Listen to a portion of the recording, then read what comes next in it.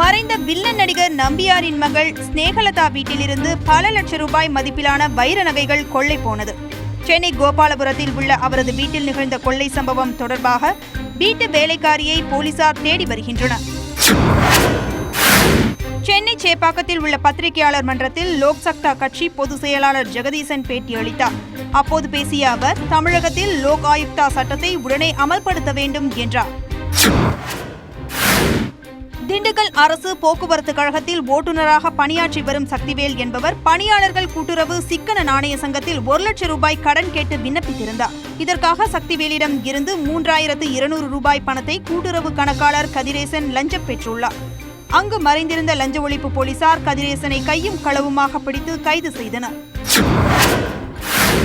சேலம் மாவட்டம் கே மோரூர் கிராமத்தில் வீட்டில் தனியாக இருந்த மனநிலை பாதித்த இளம் பெண்ணை மகாலிங்கம் என்பவர் பாலியல் பலாத்காரம் செய்துள்ளார். இளம் பெண்ணின் சத்தம் கேட்டு ஓடிவந்த அக்கம் பக்கத்தினர் மகாலிங்கத்தை பிடித்து தீவட்டிப்பட்டி காவல் நிலையத்தில் ஒப்படைத்தனர்.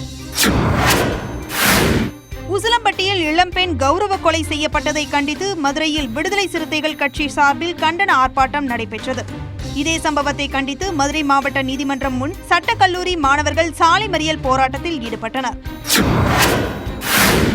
ஈரோடு மாவட்டம் சத்தியமங்கலம் அருகே அரசு பேருந்தும் காரும் மோதிய விபத்தில் கல்லூரி மாணவர்கள் 7 பேர் காயமடைந்தனர். இவர்கள் கோயம்புத்தூர் அரசு மருத்துவமனையில் அனுமதிக்கப்பட்டுள்ளனர்.